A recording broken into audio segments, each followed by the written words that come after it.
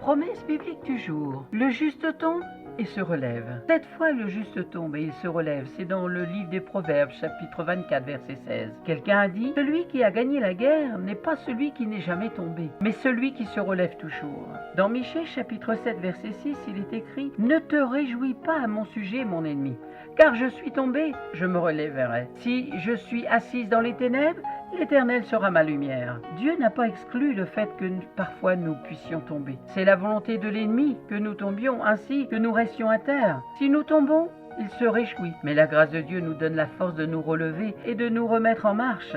La chute est une réalité spirituelle dont on ne doit pas avoir peur de parler, car elle nous concerne tous. Nous sommes sur un terrain glissant, en pays étranger et ennemi. Il y a des mines sur le chemin, des pièges tendus sous nos pas. Nous sommes en guerre. S'il arrive que nous tombions, nous pouvons nous faire beaucoup de mal. Parfois, les conséquences des chutes sont très douloureuses. Par exemple, après une chute physique, on peut perdre l'usage d'un membre et alors, il faudra passer beaucoup de temps en rééducation. Spirituellement, c'est pareil.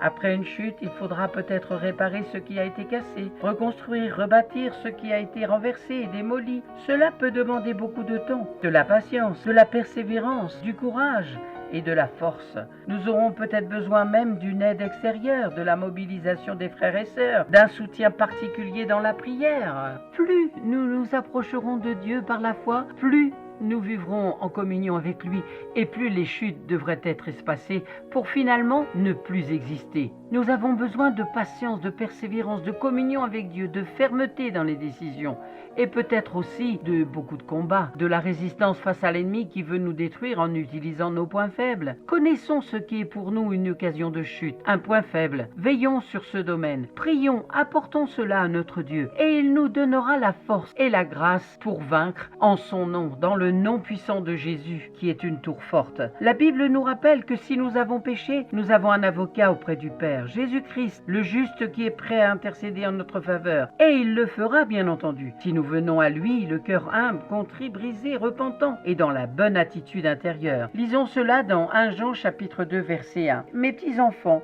je vous écris ces choses afin que vous ne péchiez point.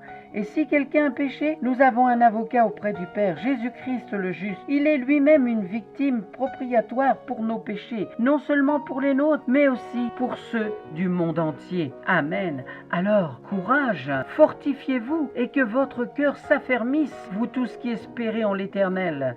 C'est ce qui est écrit dans le psaume 31, verset 24. Appuyez-vous sur la parole de Dieu, qui est puissance de vie. Dans 2 Timothée, chapitre 1, verset 7, il est écrit « Car ce n'est pas un esprit de timidité que Dieu vous a donné, mais un esprit de force, d'amour et de sagesse. » Et pour terminer, dans le psaume 27, verset 14, « Espère en l'Éternel, fortifie-toi et que ton cœur s'affermisse. Espère en l'Éternel. » Amen. Soyez abondamment bénis. Que le Saint-Esprit de Dieu vous fasse du bien et vous relève et vous fortifie dans la foi. Merci d'avoir pris du temps pour écouter Promesse biblique du jour. Je vous donne rendez-vous à très bientôt. Si vous ne possédez pas de Bible, n'hésitez pas à me contacter.